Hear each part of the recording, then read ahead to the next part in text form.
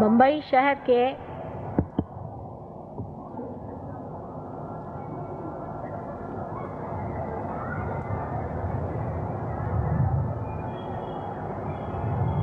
सत्य शोधकों को हमारा प्रणिपात।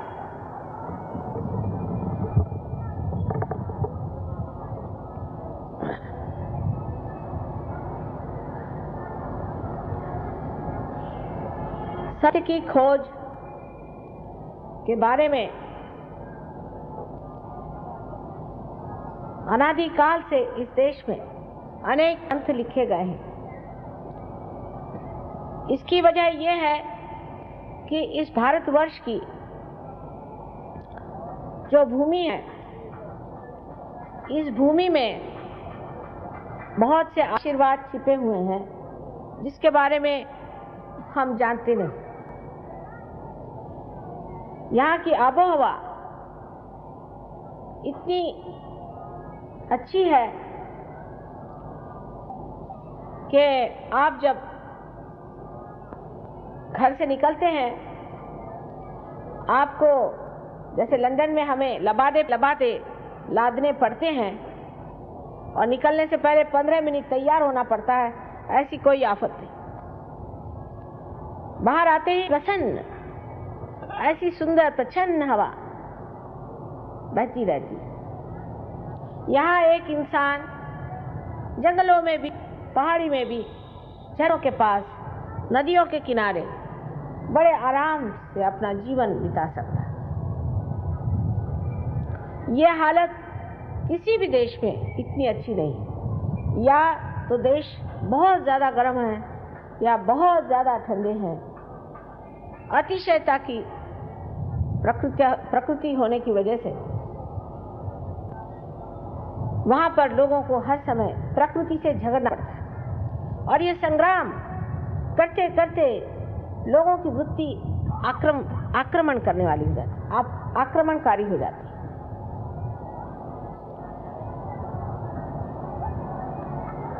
जब पहली मर्तबा मैं लंदन गई थी तो मैं सोचती थी कि यहाँ कोई प्रकोप है परमात्मा की, कोई शाप है कि आप बाहर एक मिनट भी नहीं खड़े हो सकते, शुद्ध हवा आप एक मिनट भी नहीं ले सकते। घर से निकलिए तो बंद, मोटर में बैठिए दौड़कर, और फिर जहां भी जाइए वहां से दौड़कर आप घर में घुस जाइए। कभी भी प्रच्छन्न इस प्रकृति का मनोरम आस्वाद लेने की कोई सी भी व्यवस्था वहां नहीं है। शायद इस वजह से एक मां की दृष्टि से मैं दोष प्रकृति को ही देना चाहती हूँ, क्योंकि आखिर कहीं भी हो मानव परमात्मा के पुत्र है। इस दोष की वजह से हो सकता है कि मनुष्य एक दूसरे से वहां बड़ा कटा रहता है और इस वजह से वहां की प्रकृति में क्या दोष है, इसी के और उसकी दृष्टि रहती है।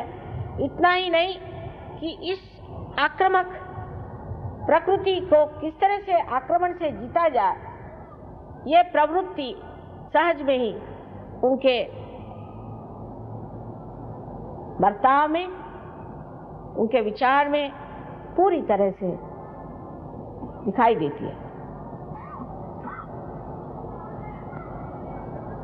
ना वहां कोई नदी में नहा सकता है। नदी इतनी ठंड होती है नदी में कि गंगा जी से भी ज्यादा वहां ठंडक होती है। और उसके बाद अगर वहां से आप कहीं से नदी में नहा ही लिए गलती से, तो उसके बाद आपको ऐसी बीमारियां हो जाएंगी जिससे आप जिंदगी भर के लिए जकड़ जाए। जब कोलंबस अमेरिका ढूंढने निकले थे, परमात्मा की असीम कृपा से, मेरे ख्याल से हनुमान जी ने कृपा की कि वो उधर अमेरिका चले गए और इधर नहीं आए। अगर यहाँ जाते तो ना हम रहते ना सहयोग, वहां सबको खत्म कर दिया इन लोगों ने, एक एक आदमी को चुन चुन के मार डाला। और अब जब मैं वहां गई थी और अर्जेंटीना में, पेरू में, उससे भी ज्यादा न्यूयॉर्क आदि किसी भी देश में मैंने पूछा कि भाई यहाँ के आदि लोग कहाँ हैं, आदिवासी? उन्होंने कहा बस अब म्यूजियम में है, बाकी तो सब खत्म कर डाले। वही हाल हम लोगों का होता। सोचिए अगर कोलंबस महाराज यहाँ पहुंचते तो। ये परमात्मा की असीम कृपा है, वो जमीन के खोज में वहां गए, लेकिन सत्य के खोज में लोग हिंदुस्तान आए, क्योंकि सत्य इसी संसार में, इसी पृथ्वी में अगर खोजना है तो वो भारतवर्ष में छिपा हुआ। लेकिन हम लोगों की दृष्टि बाहर है। कल जैसे मैंने आपको समझाया कि हमारी जो क्रिया शक्ति है, जब वो ऊर्ध्वगामी होती है तभी वो जड़ों तक पहुंच सकती है, क्योंकि श्री कृष्ण ने खुद ही कहा हुआ है कि हमारी जो चेतना की या हमारी जो कार्य पद्धति है, उससे बढ़ने वाली हमारी जो चेतना है वो नीचे की तरफ अधोगति में जाती है, और ऊर्ध्वगति में जाने से ही हम अपने जड़ों में पहुंच सकते हैं। और आपसे मैंने कल बताया कि वो जड़ें इसी देश में, इसी भारतवर्ष में है, और हम लोग इन अधोगति में जाने वाले लोगों के पीछे आंख बंद करके सीधे चले जा रहे हैं। हमारे यहाँ भी मैं देखती हूँ वहाँ के मीडिया तो बहुत ही खराब है। वो तो भी भगवान को समझ ही नहीं सकते, और सहयोग तो उनकी खोपड़ी पे से चलाया। आत्म साक्षात्कार नाम की चीज वो समझ ही नहीं सकती, उनसे बात नहीं, बेकार है। वो कहावत है ना कि उल्टे घघरी पर पानी डालने से फायदा नहीं। लेकिन आज यहाँ का भी हाल वही हो रहा है कि यहाँ के भी अखबार वाले हैं या और लोग हैं जो कि चाहते हैं कि कुछ बात कहें, वो भी विदेशियों के ढंग से कहते हैं। जैसे हर एक आदमी के ऊपर हावी रहो, हर एक आदमी को आप बुरा भला कहो, जो आदमी आपको पैसा दे दे उसके बारे में आप 1000 बार लिखो, और जो आदमी के पास पैसा नहीं उसके बारे में कुछ मत लिखो। अधिकतर ये हो रहा है। शुरू में जब सहयोग हमने शुरू किया था तो लोगों ने हमसे कहा कि आप अगर वोल्गा रेस्टोरेंट में हमको खाने को दिएगा और वहाँ रात का नाच तो हम आप पे 2 कॉलम लिखेंगे। हमने कहा मेहरबानी करके आप एक लाइन भी मत लिखिए, मेहरबानी करके। और वही अखबार रात हम लोग पढ़ते हैं, इस अखबारों में इस तरह की बातें लिखी जाती जिसके पीछे वो मन है, वो विचारधारा है जो विदेशी है। मेरे विदेशी विचारधाराओं से मुझे कोई लेना देना नहीं लगता, लेकिन वो जो विदेशी विचारधारा है उससे उनका क्या भला हुआ ये तो कम से कम जाके देखना चाहिए। एक आदमी अगर गड्ढे में जाके गिरा है तो ये तो जाके देखना चाहिए कि वो गड्ढे में है कि ऊपर की जो कुछ भी तामझाम है उनका, उससे हम लोग इस तरह से अभिभूत हो जाते हैं कि हम उसी तरफ अपनी नजर किए हुए हैं, और वहां आपको सत्य नहीं मिल सकता। सत्य इस देश में है और इसी देश में आपको सत्य मिलेगा, लेकिन आपका खोजने का तरीका आपको बदलना होगा।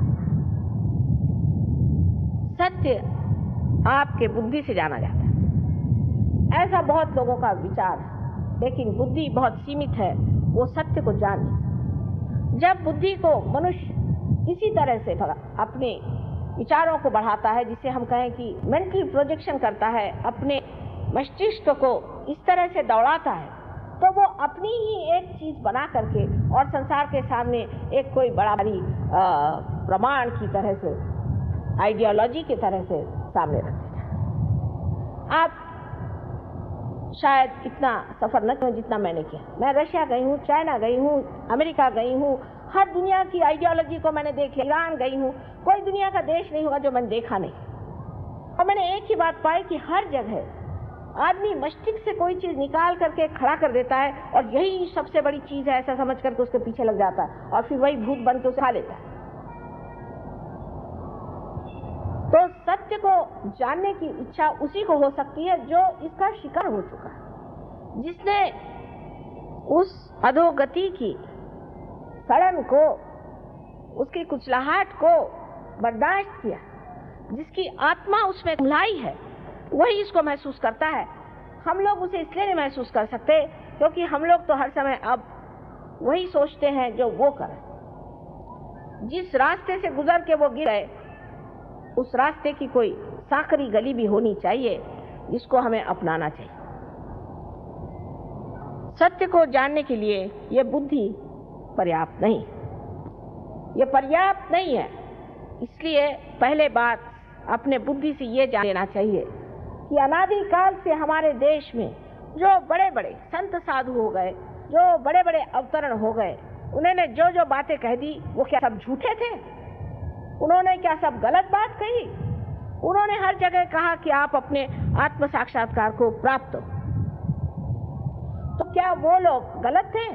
हाँ, ये हम मानते हैं कि बहुत से लोग चोर होते हैं। अब चोर तो अपने देश में इतने चोर हो गए कि मेरे समझ नहीं आता है कि चोर कौन है और सिपाही कौन है। और चोर बन करके वो लोग सबका पैसा खाते हैं, जैसा इन्होंने बताया, बेचारों को सबको लूटा लाटा है, बहुत परेशान कर दिया। पर कोई एक तो सच्चा आदमी होना चाहिए, कोई तो एक सच्चाई से बात कर रहा है, लेकिन उसके समर्थक कहाँ हैं? वो तो समर्थक उसी चोर के होंगे, क्योंकि वो चोर उनको पैसा देता है। जो ऐसे ऐसे साधु यहाँ हो गए, उनके बारे में अपने अखबारों में इतना ज्यादा लिखा गया था कि लोग अभिभूत हो गए। उसके बाद बाहर जाकर के वो शहंशाह बन के घूम रहे थे और उन्होंने रोल्स रॉयस से खरीदी, ये खरीदा, वो करा, और इस चीज से सब दुनिया अभिभूत थी कि वाह साहब कैसा इन्होंने अच्छा इनको बुद्धू बना रखा हो। लेकिन सत्य जो है ये हमारे अंदर निहित है। सत्य को हमें अपने मज्जा तंतु पे जानना है, अपने सेंट्रल नर्वस सिस्टम पे जानना है। जैसे ये चीज ठंडी है या गर्म है, ये जिस तरह से हम जानते हैं उसी तरह से हमें सत्य को अपने सेंट्रल नर्वस सिस्टम में जाना है। माने जिसे हम कहते हैं कि यह हमें विद होना चाहिए, इसका बोध होना चाहिए। बोध का मतलब ये नहीं कि हमने किताब जाके पढ़ी। संत तुकाराम ने कितनी किताबें पढ़ी? ज्ञानेश्वर जी वो तो इतनी छोटी उम्र में ही समाधि प्राप्त कर गए। हमारे यहाँ कौन से साधु संतों ने यूनिवर्सिटी की डिग्री ली थी? और जो डिग्री लेते हैं उनमें से कितने साधु संत हुए? वो यही डिग्री लेकर आते हैं कि कैसे लोगों को बेवकूफ बनाया जाए। जब वो कोई डिग्री वाला साधु संत हो गया तो समझ लो सबकी हालत खराब होना चाहिए। समझना ये चाहिए कि सत्य को जानने के पहले हमें नम्रता में उतरना चाहिए। अभी तक हमने सत्य को नहीं जाना है। हमने जो अभी तक जाना है वो दूसरों की लिखी हुई बातें, दूसरों की पढ़ी हुई बातें, जो चार लोगों ने बता दिया वो जानते हैं। इसने ये कहा, उसने ये कहा, उसने ये बताया, लेकिन हमने अपनी सेंट्रल नर्वस सिस्टम पे कुछ नहीं जाना। हमारी जो मज्जा संस्था है उस पर हमने कुछ नहीं जाना, उसका हमें अनुभव नहीं आया। एक इस नम्रता पर हम आए कि फिर हम जिस सत्य को जानते हैं वो सत्य बड़ा अधूरा सा है। सत्य में जो आप साइंस में जानते हैं वो वहां है, इसलिए आप जानते हैं, नहीं तो आप क्या जानिएगा। कि कार्बन में 4 वैलेंसीज होती है, ये आप देखते हैं, इसलिए आप कहते हैं कि वहां है। इसमें कौन सी बड़ी बड़ी बात हो गई? जो है वही ना बता रहे हैं। लेकिन जो नहीं जानते हैं, जिसके बारे में आप अनजान हैं, उसकी ओर अगर आपको दृष्टि करनी है तो नम्रता पूर्वक आपको जानना चाहिए कि अभी बहुत कुछ जानने का है। और जानना शब्द भी जो है ये न से आया है, ये से आया है। इसका मतलब है हमारे मज्जा संस्था में उसकी प्रचिति होनी चाहिए। इसको मराठी में जाणीव शब्द है।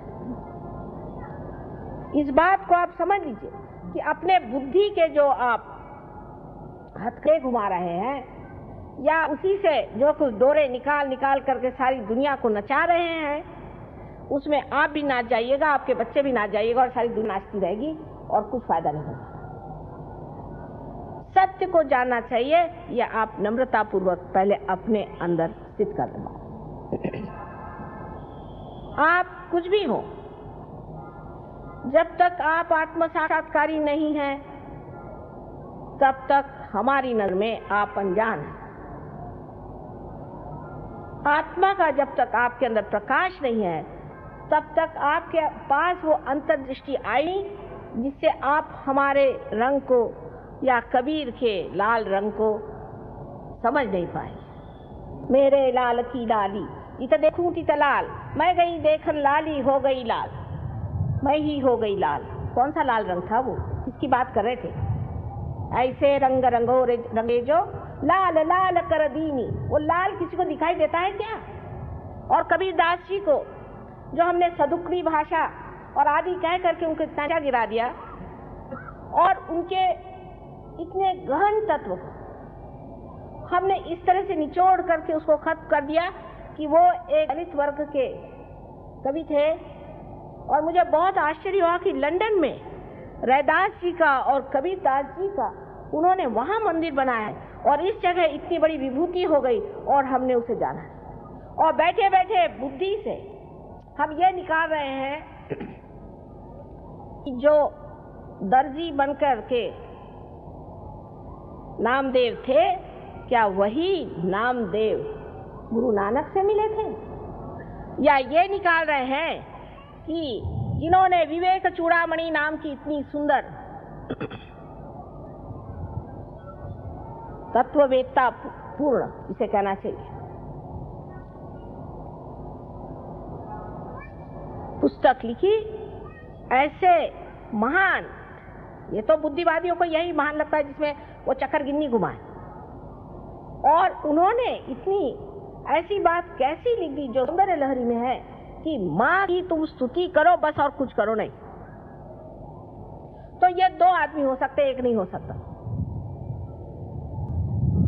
ये हमारे अक्लमंद जो लोग हैं, उन लोगों ने ये बातें ला के रख दी।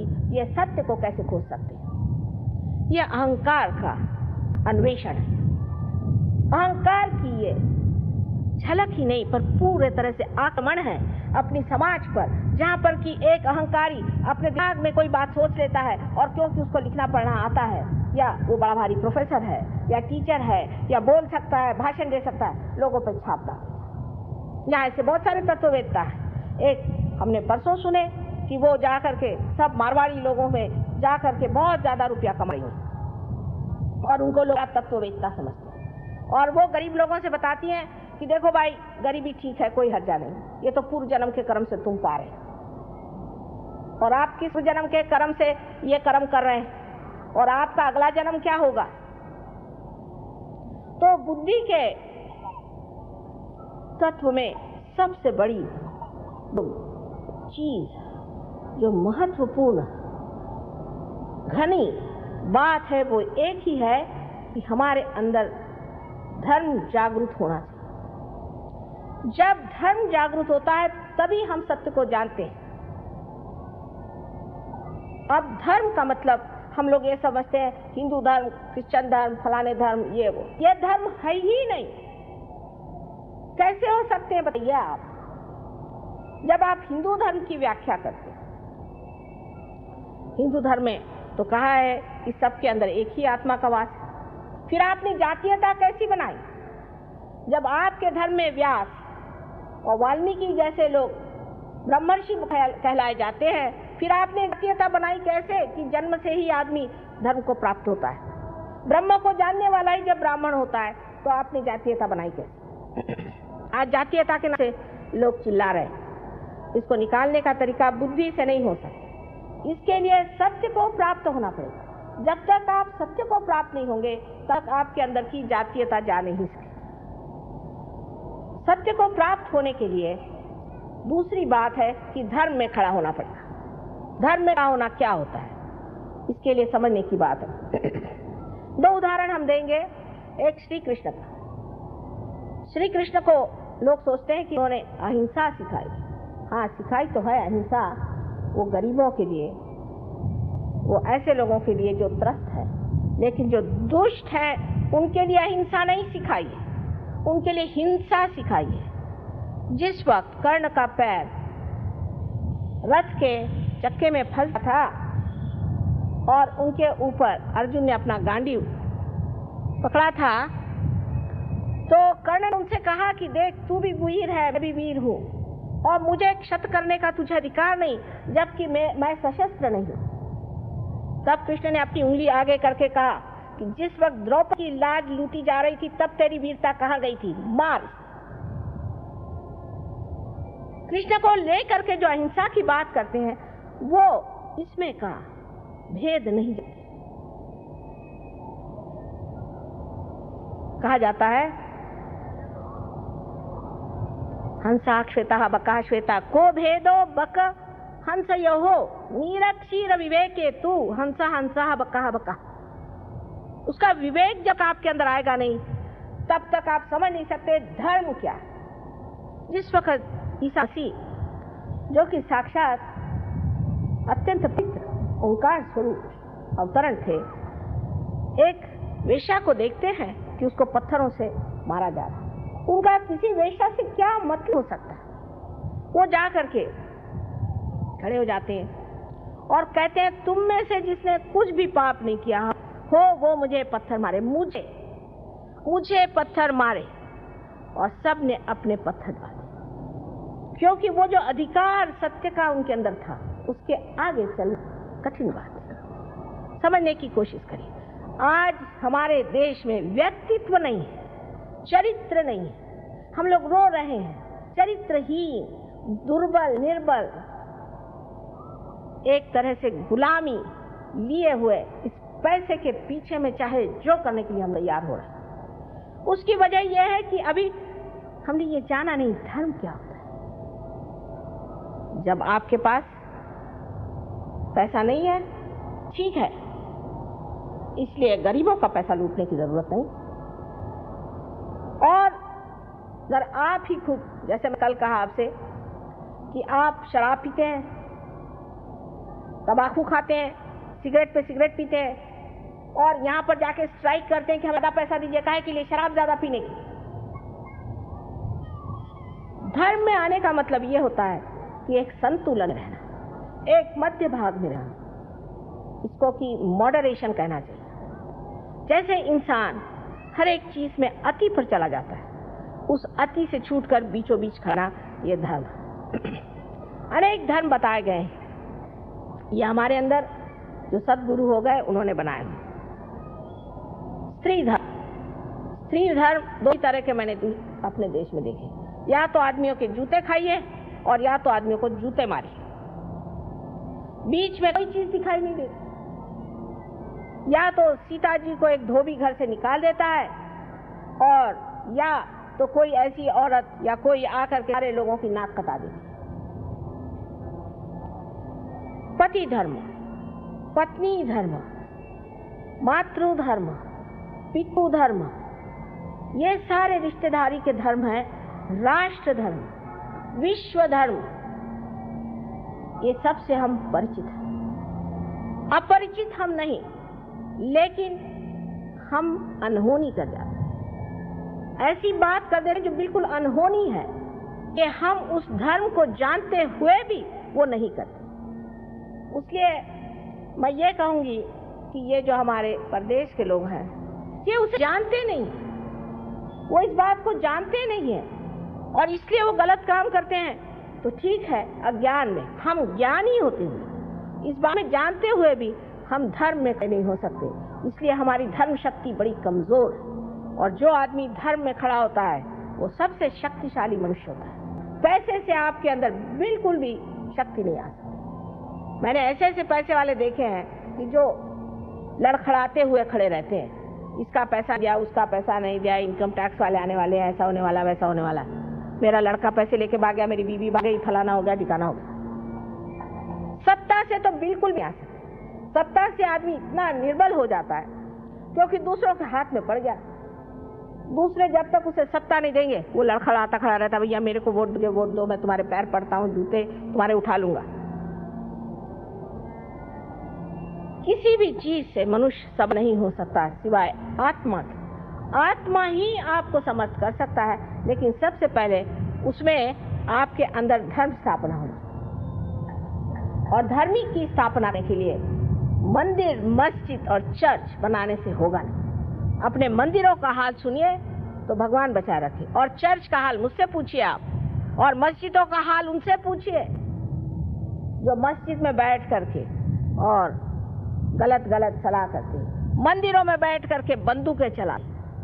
ये लोग धर्म को जानने वाले नहीं है, अधर्मी, धर्म के नाम पे महा अधर्म कर रहे हैं। और आज हम ही इस बात को कह सकते, दूसरे हिम्मत नहीं इस बात को कहें कि ये धर्म नहीं, धर्म मानवता का धर्म है। उसमें ये नहीं कि आप जाकर के 4 लोगों को बटोर के लाइए और मिशनरी से उनके खाना पीने को दीजिए और अपने लिए बड़े बड़े नोबेल प्राइजेस, ये धर्म नहीं है। धर्म वो है जहाँ मनुष्य अपने जीवन को संतुलन मिलता है, उसमें पूरा संतुलन हो जाता है, जहाँ वो प्रेम के धर्म में बसा हुआ रहता है, वो सहज में ही सारा कार्य करता है। कोई सी भी उसके अंदर से अगर ऐसी क्रिया घटित हो जाए जो बहुत ही अभिनव हो, उसके प्रति कोई भी उसे गर्व नहीं होता, ऐसा ही आदमी हम कहेंगे धर्म में होता है। पर आप कहिएगा माँ ऐसे आदमी आएंगे कहाँ से, तो बात ठीक है, ऐसे धर्म के आदमी कहाँ से आएंगे। जैसा मैंने कल कहा कि मार्क्स ने कहा कि ऐसे लोग होने चाहिए कि जो यहाँ स्टेटलेस हो जाए, स्टेट न रहे। ऐसे लोग होना चाहिए कि जो आपस में इतने प्रेम से रहे कि कोई झगड़ा ना हो। सबसे ज्यादा डिवोर्स तो वहीं होते हैं जहाँ मार्क्सवाद चल रहा है। तो क्या गलती हो गई वहां पर, जो कि इन्होंने कहा था कि हम ऐसी स्टेट बनाएंगे, वो नहीं बना पाए। इसकी वजह ये कि वहाँ धर्म नहीं है, वहाँ धर्म ही है। और धर्म हमारे अंदर स्थापित करना बहुत ही आसान है। जब कुंडलिनी का जागरण होता है तो हमारे नाभिक चक्र में जब कुंडलिनी आती है तो उसके प्रकाश से हमारे अंदर आपो आप धर्म जागृत हो जाता है। अधर्मी से अधर्मी मनुष्य भी धर्म में उतर जाता है। पर जो मनुष्य अंदर से धार्मिक है उसके लिए कुंडलिनी का जागरण बहुत ही आसान है। अब बहुत से लोग ऐसे भी होते हैं कि जो धर्म के नाम में अनेक गलतियां कर जाते हैं। वो सीधे साधे भाले लोग होते हैं। जैसे ये बता रहे थे, हमने ऐसे बहुत सारे देखे, विलायत में भी देखे और यहाँ भी देखे हैं, जो कि गुरुओं के चक्कर में घूम पड़ते और उसमें पैसे देते हैं और उनके चरण छूते हैं और उनसे सोचते हैं कि भाई अगर हमारा गुरु जाएगा स्वर्ग में तो हमें भी साथ ले जाए। लेकिन वो तो नर्क जा रहे हैं और उनके साथ सभी नर्क में जाने वाले, उसके लिए पैसा देकर के आप नर्क जा रहे हैं। एक बात आपको जान लेना चाहिए कि कोई सा भी गुरु जो रुपया पैसा मांगता है वो सदगुरु नहीं है। आप परमात्मा को खरीद नहीं सकते, आप कुंडलिनी को पैसा दिखाकर जागृत नहीं कर सकते। वो वही चीज है जो मनुष्य कर सकता है कि वो पैसे से लुभा सकता है लोगों को। लेकिन कुंडलिनी एक जीवंत शक्ति, शुद्ध इच्छा है और कोई सा भी शुद्ध मनुष्य पैसे से जीता नहीं जा सकता, ना खरीदा जा सकता। इसलिए आप जान लिए कि कोई भी आदमी आपसे यह है कि तुम्हारे कुंडलिनी जागरण का इतना पैसा दो या तुम्हारे आत्म साक्षात्कार इतना पैसा दो, तो उस पर विश्वास नहीं करना। लेकिन फिर यह प्रश्न किया जाता है कि यह धर्म शक्ति क्यों बढ़ाई जाए और धर्म में शक्ति रहने से क्या फायदा, जो बिल्कुल पर्याप्त सही बात है कि अगर आप धर्म बात कर रहे हैं, संतुलन की बात कर रहे हैं और अति में नहीं जाना चाहिए इसकी बात कर रहे हैं, तो आखिर क्यों? जब आप कोई प्लेन को देखते हैं जो आकाश में उड़ता है, उसके उड़ान से पहले देखा जाता है कि वो संतुलित है या नहीं, उसके सब पेच कसे हुए हैं या नहीं, वो सब पूरी तरह से जुटा हुआ है या नहीं। उसी प्रकार धर्म से मनुष्य में वो शक्ति आती है जिससे वो उड्डान कर सकता है। उसका उड्डान बहुत आसान और बिल्कुल सीधा पहुंचता है अपने लक्ष्य की ओर जब वो धर्म में खड़ा है। बाह्य के धर्मों की बिल्कुल भी नहीं बात कर रही हूँ, लेकिन अंदर के अपने धर्म होते हैं। जैसे कार्बन की वैलेंसी जो 4 है, ये उसके धर्म है। कार्बन का धर्म है उसकी 4 वैलेंसी। और उसी प्रकार हमारी 10 वैलेंसी है, हमारे 10 धर्म हैं। उन 10 धर्मों को हमें संभालना चाहिए और जब तक हम उन 10 धर्मों में संतुलित नहीं होते हैं तब तक हमारी उड्डान नहीं हो सकती। 3.5 लपेटे में, जैसे कि एक कागज को आप लपेट लीजिए, इस तरह से मध्य नाड़ी है और उसके जो बीच का हिस्सा जो बहुत सूक्ष्म है, उसके अंदर से कुंडलिनी एक बिल्कुल छोटे से बाल की तरह उठ करके और छेद देती है ब्रह्मरंध्र। उसके बाद ऊपर से परमात्मा की जब करुणा बहने लगती तब और उसके साथ में बहुत सारे ऐसे ही केश के जैसे बिजली के तरह तार जैसे उठते हुए कुंडलिनी 6 चक्रों में भेदती हुई ऊपर तक चली जाती है। जो आदमी संतुलन में रहता है, जिसने हमेशा धर्म का पालन किया है, जो धर्म में रहता है, अपने गौरव से रहता है, ऐसे आदमी की कुंडलिनी खट से पूरा की पूरा ब्रह्मरंध्र छेद करके ऊपर चली जाती है। ऐसे हमारे यहाँ कुछ लोग हैं, लेकिन वो देहातों में रहते हैं, शहरों में नहीं। शहर में तो पहली भूत की ये दा है कि वो अहंकार रूपी बड़ा सुंदर सा जान पड़ता है और उस अहंकार में डूबे हुए हम कठिनाई से पाते हैं। अभी थोड़े दिन की बात है, हम देहातों में ज्यादा घूमते हैं, आप जानते हैं। 4-5 दिन हुए होंगे, एक गांव है अस्त गांव, जो कि बहुत ही छोटा गांव है और उस गांव में बहुत दूर दूर से लोग अपने बैलगाड़ी में पैदल आए, हजारों की तादाद और कुछ नहीं। मैंने कहा ऐसे हाथ करो और थोड़ा सा संतुलन दिया। बताओ कितनों के हाथ में ठंडक आ रही, सबने हाथ उठा दिए और सबने बता दिया कि हमने पार हो गए और बस खुश हो गए, उनकी शक्लें बदल गई। वो कहते हैं कि माँ आप तो देहाती लोगों को ज्यादा पसंद करती हैं और जो मराठी में कहते हैं जेकार आंजले गांजले उन्हीं को आप देखती हैं और जो धड़धाकट है उनको नहीं जानती। मैंने कहा भाई धड़धाकट तो कोई परमात्मा की ओर तो आए। जो शहरों में रहने वाले लोग हैं उन पर जो मैंने कल आपको बात बताई थी कि अधोगति की ओर जा रहे, चित्त उनका हमेशा गलत ही चीजों की तरफ जाता है, जहाँ नहीं जाना चाहिए वहीं जाता है। उसकी वजह यह है कि हमने अपना जो मार्ग लिया हुआ है वो उल्टा, इसको उलटना चाहिए, इसको ऊपर की ओर लाना चाहिए, ऊर्ध्व गति में जाना चाहिए। सो कैसे? पूरी सिस्टम बदलना चाहिए। मैंने कल आपसे कहा जब तक ये पूरी सिस्टम नहीं बदलेगी तब तक हम लोग ठीक नहीं हो सकते। और ये बदलना हम लोगों का काम है कि जब हम योगी जन हो जाएंगे तो अपने आप सिस्टम बदल जाएगी। आखिर सिस्टम भी तो इंसान ने बनाई है और दूसरी सिस्टम भी यही योगी जन बनाएंगे, जहां हम ऊर्ध्व गति को प्राप्त हो। इस ऊर्ध्व गति को प्राप्त होने से आप सत्य को जानेंगे। अब सत्य क्या है?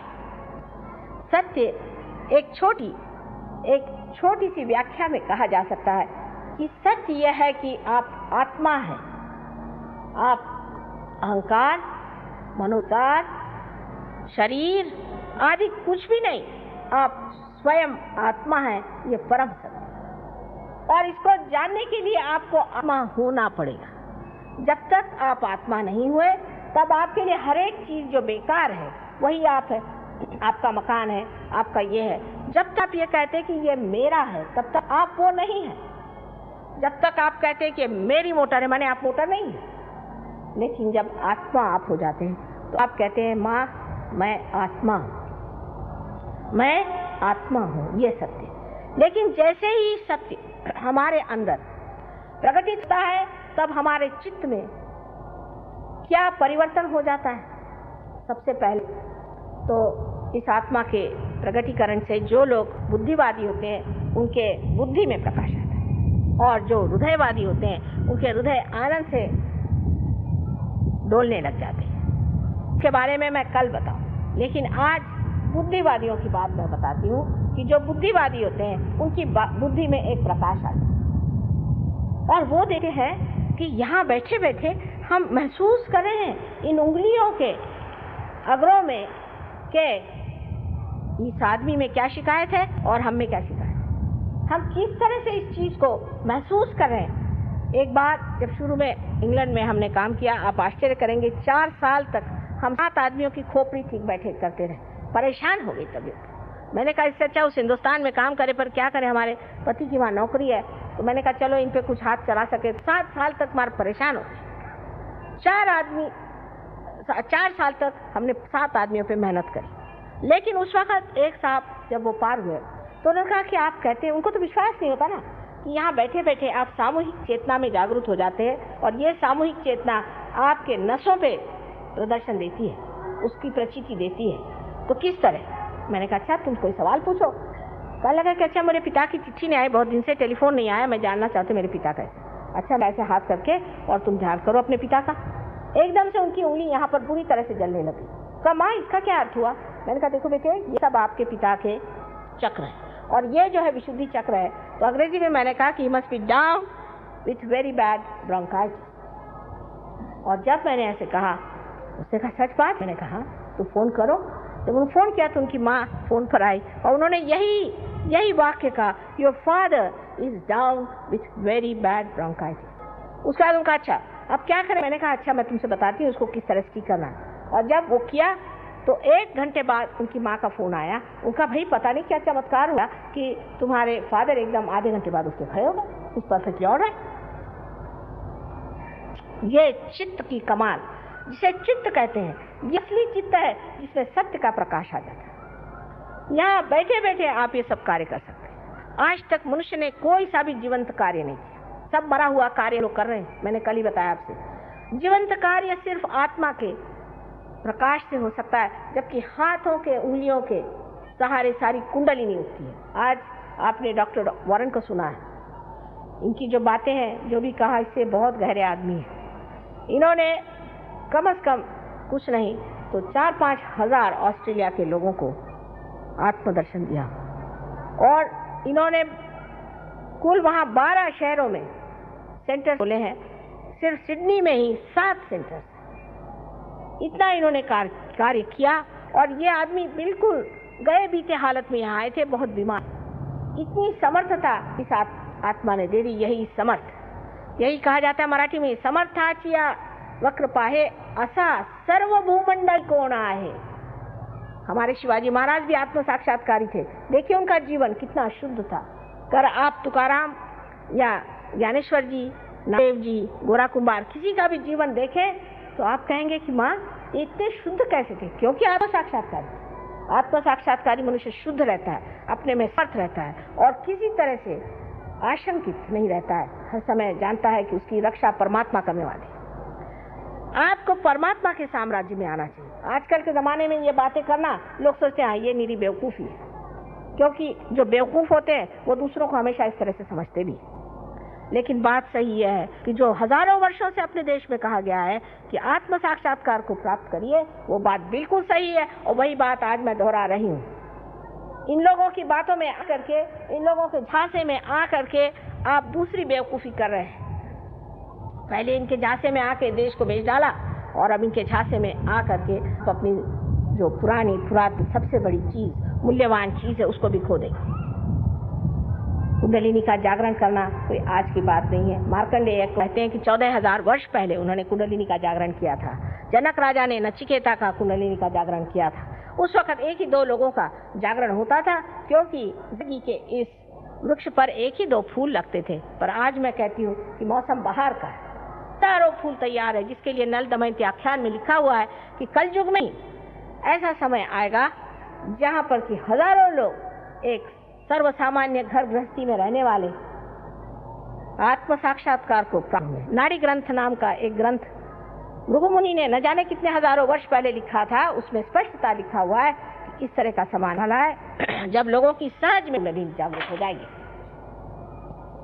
लेकिन कुंडलिनी की बात हजारों वर्ष तक लोगों ने गुप्त रखी और कही नहीं। ज्ञानेश्वर जी ने अपने ज्ञानेश्वरी में 6ठे अध्याय में, जबकि उन्होंने गीता पे टीका लिखी, उनसे रहा नहीं गया, उन्होंने उस पर कुंडलिनी का वर्णन कर दिया। लेकिन बाद में सबको बताया गया कि वो 6ठा अध्याय पढ़ा, क्योंकि इनका पेट जो मारा जाएगा, जो परमात्मा के नाम पर पैसा कमा रहे हैं, उनका पेट मारा जाएगा। तो उन्होंने कहा कि आप 6ठा अध्याय मत पढ़ें।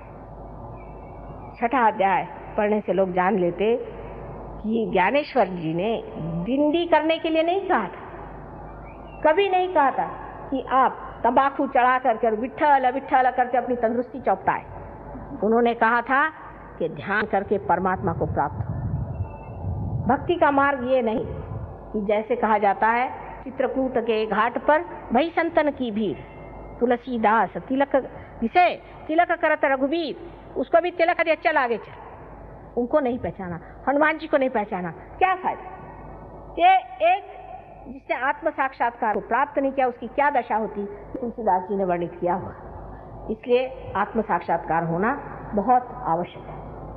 आत्म साक्षात्कार करने के लिए कोई कोई ऐसे अजीब अजीब प्रश्न पूछते हैं कि आप ही क्यों करते हैं? भाई आप करो, मुझे तो बड़ी खुशी हो, आप आइए पधारिए, मैं आपको 10 हार पहनाऊं, मुझे छुट्टी करिए। अगर आप कर सकते हैं तो क्या करें, क्योंकि मैं कर सकती हूँ इसलिए वो नाराज, लेकिन अगर आप कर सकते हैं तो बड़ी अच्छी बात है, आप करिए ना। ये कोई काम आसान नहीं, पहाड़ों जैसी कुंडलिनी उठाना आसान चीज़ नहीं है, लेकिन इसलिए कि कुछ नहीं चाहिए तो लोग किसी तरह की बातें करते रहते। इससे कोई हमारा क्या लाभ होने वाला है? हम तो सब प्राप्त, हमारे पास तो सब कुछ, लेकिन बांटे बगैर मज़ा भी नहीं आता। इसीलिए मैं कहती हूँ कि हम तो बड़े कैपिटलिस्ट हैं और हम बड़े भारी कम्युनिस्ट भी हैं, क्योंकि बांटे बगैर मज़ा नहीं आता और सब दूर घूमते फिरते रहते हैं जंगलों में, गरीबों के पास, अमीरों के पास, सबके पास दौड़ते रहते हैं कि बाबा अपने आत्म साक्षात्कार को प्राप्त करो। एक माँ की इच्छा यही है कि जब तुम्हारा ही इतना बड़ा धन तुम्हारे अंदर, इतनी संपत्ति है, तो क्यों न उसे प्राप्त करो, उस संपत्ति को क्यों न प्राप्त करें, उस संपत्ति को हम क्यों न अपने अंदर पनपने दें और उसका उपयोग करें, उसकी शक्ति पर हम जागरूक। ये हमारा देश का धरोहर, ये हमारा देश का धरोहर है।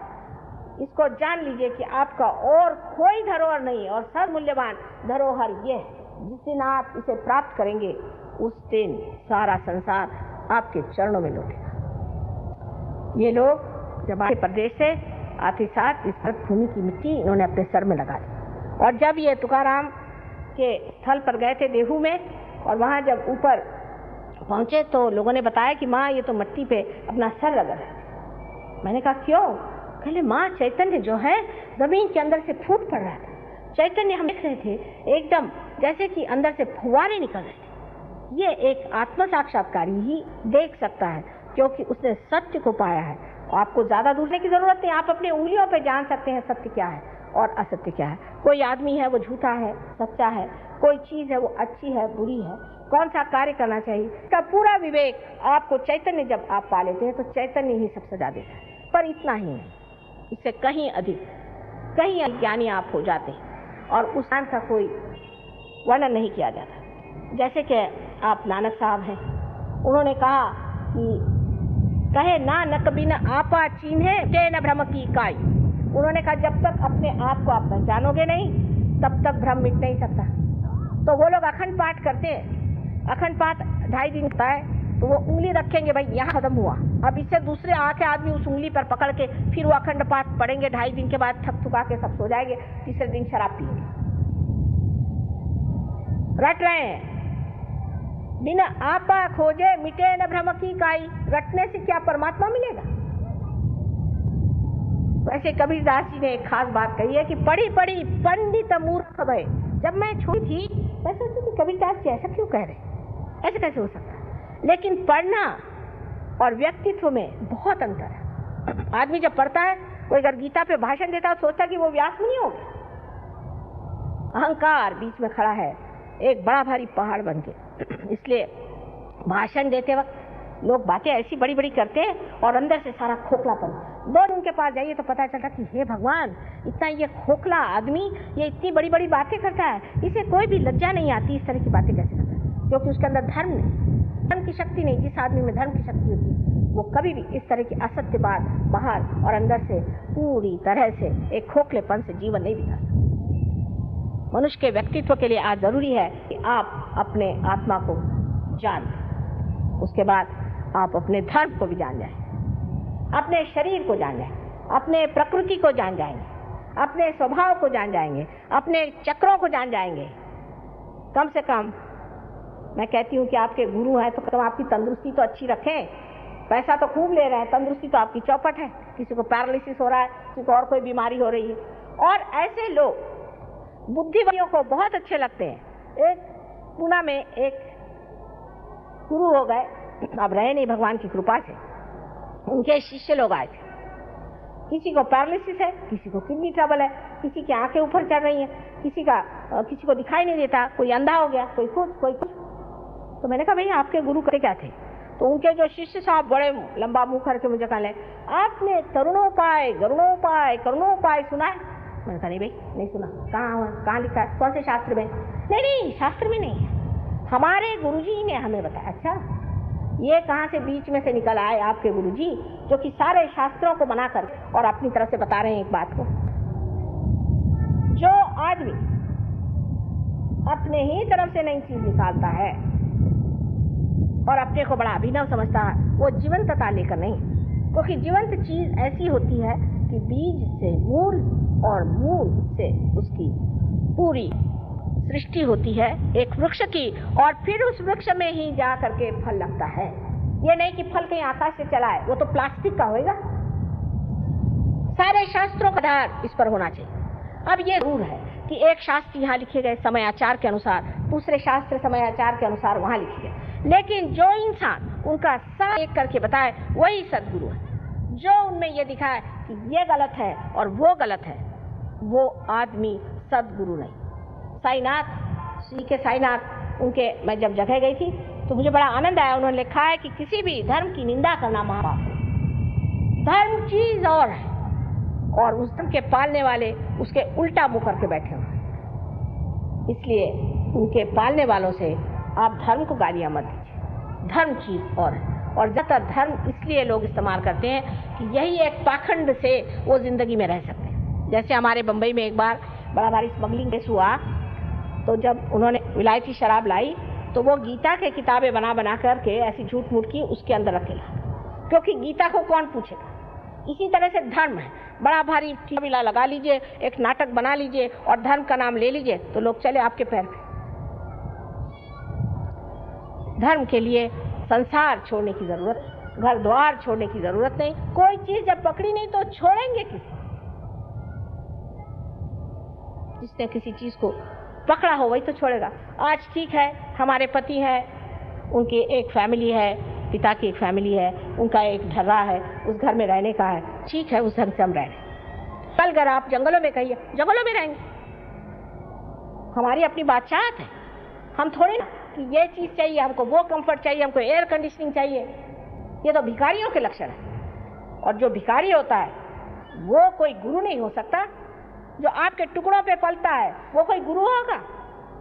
अगर कोई कहे कि मेरे घर में आपके मुफ्त रहे तो आप रहिएगा, जिसमें इतना भी आत्माभिमान नहीं। ऐसे आदमी को आप लोग गुरु मान लेते हैं और उनको पैसा रुपया देते रहते हैं, बकवास सुनते रहते हैं, तो आपके लिए भी क्या कहा जाए। ऐसे लोग मार खाते हैं, उनकी कुंडलिनी हाथों हाथ हो जाती। मैंने देखा है हताहत इतनी बुरी तरह से होती है कि कभी कभी किसी किसी की कुंडलिनी जैसे कोई किसी ने मार मार के उसके बिल्कुल धजड़ा बना दिया, इतने उसमें छेद दिखाई देते हैं और माँ छटपटाती रहती बेचारी आपकी माँ कि इसको कैसे मैं रियलाइजेशन दूं, इसका मैं कैसे उद्धार। तो परिवर्तन होना चाहिए, आपके अंदर परिवर्तन होना चाहिए, और परिवर्तन ऐसा होना चाहिए कि दुनिया कहे चमका हुआ ये सितारा है, ये चमक गया है, इसके मुंह पर ये कांति आ गई, ये कितना बढ़िया आदमी है। हमने ऐसे ऐसे देखे कि एक रात में शराबी कबाबी आदमी था, इतना शराबी आदमी कि आके मुझे वो गाली दे रहा था, और दूसरे दिन पार होते ही आप उनकी शक्ल नहीं पहचान सकते, क्योंकि आदमी समर्थ हो जाता है, इतना शक्तिशाली होता है कि किसी भी तरह की गंदगी, किसी भी तरह की बुराइयां, किसी भी तरह की गुलामी वो नहीं करता। हमको कोई संत साधुओं से थोड़े कहना पड़ता था कि भाई तुम शराब मत पियो, उनके लिए कोई शराबबंदी थोड़ी करनी पड़ती थी। वो स्वयं इतने शुद्ध थे कि जहां जाते थे वहीं लोग इसको छोड़ देते। लेकिन इतना ही नहीं, जिस वक्त आप सत्य को प्राप्त होते हैं तो इसका एक प्रकाश है, उस प्रकाश में जब आप दूसरों को देखते हैं तो आपको नजरअंदाज आ जाता है कि इस आदमी को क्या परेशानियां हैं और उसकी सहायता कैसी है। सबसे बड़ी तो बात यह कि सत्य का प्रकाश स्वयं प्रेम है, और प्रेम में क्षमा। हर समय आदमी चाहता है कि इसको क्षमा कर दे, और जब कोई सहयोगी आके कहता है माँ इसे बड़ी क्षमा कर दीजिए, मुझे बड़ा आनंद होता है कि देखिए इसने ये सहानुभूति से कहा कि माँ इसे क्षमा कर दीजिए, ये ठीक हो जाए। इस तरह से जिसको हम सत्य समझते हैं उसको हम सोचते हैं कि सत्य वाला आदमी एकदम ऐसा होता है जैसे दुर्वासा। अधिकतर जो लोग सत्य की बात करते हैं वो अधिकतर से ही होते हैं, बड़े कठिन जीव, क्योंकि आगे आप खड़े नहीं हो सकते। लेकिन जो परमात्मा के सत्य को जानता है वो प्रेम का सागर होता है, वो करुणा का सागर होता है। उसके एक दृष्टि के कटाक्ष से आपका पूरा निरीक्षण हो जाता है।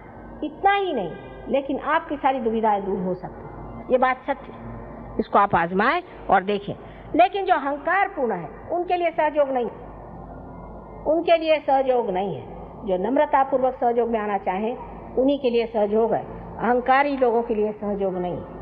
इसलिए कृपया जान लीजिए कि जो लोग अहंकारपूर्ण यहाँ पर कुछ तमाशा देखने आए हों, उनके लिए बेहतर होगा कि वो कहीं जाकर और अच्छा तमाशा देखें। जो अपना तमाशा देखना चाहते हैं, जो खुद को देखना चाहते हैं, जो आपा चिन्हना चाहते हैं, वो यहाँ पर बैठे। इसी से आप सत्य को जानेंगे, और सत्य को जानने का मतलब कभी भी बुद्धि से नहीं होता है, लेकिन आत्मन्येव आत्मनि तुष्टः, आत्मा से ही आत्मा को जाना जाता है। ये बड़ी कमाल की चीज कि जब आत्मा हमारे अंदर जागृत होता है, तब इस आत्मा से ही हम सर्वव्यापी इस आत्मा को जान सकते हैं। इसीलिए बुद्ध ने पहले कह दिया कि तुम भगवान की बात ही मत करो, पहले तुम आत्म साक्षात्कार की बात करो। उस पर लोग कहते हैं कि उनका ईश्वर में विश्वास नहीं था। ये बात नहीं, ईश्वर की बात करो तो लोग खुद ही को ईश्वर कहने लगते हैं। इसलिए बेहतर है कि पहले आत्मा को प्राप्त करो, पहले आत्मा को लें, आत्मा को जानें। और ये सबसे बड़ी चीज़ है जो हमको मिलते ही हम एक दूसरे साम्राज्य में जाते हैं, एक नए व्यक्तित्व में जाते हैं। अब बहुत से लोग ऐसा भी प्रश्न पूछते हैं कि माँ, इससे गरीबी कैसे हट सकती है? बिल्कुल हट सकती है। गरीबी मन की होती है, गरीबी पैसे की नहीं होती, गरीबी मन की होती है। आपको आश्चर्य होगा कि जब चैतन्य पूर्ण जो पानी है, ये अगर आप अपने अनाज को दिए तो उसकी जो फसल होती है वो 10 गुना ज़्यादा हो सकती है। अभी हमारे यूएनओ में एक शिष्य है, हमीद नाम है, मुसलमान है, ईरान के। उन्होंने एक अभी प्रयोग किया हुआ है और उसमें दिखाया कि चैतन्य पूर्ण पानी से एक पेड़ कितना हो सकता है।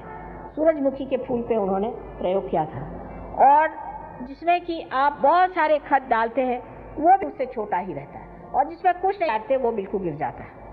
इसका मतलब यह है कि जब चैतन्य पूर्ण चीज आप कहीं भी देते हैं तो उससे एक समृद्धि आ जाती, समृद्धि आ जाती।